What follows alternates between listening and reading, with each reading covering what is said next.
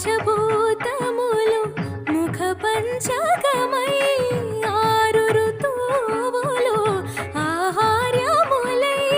ప్రకృతి పార్వతి నీతో నడచిన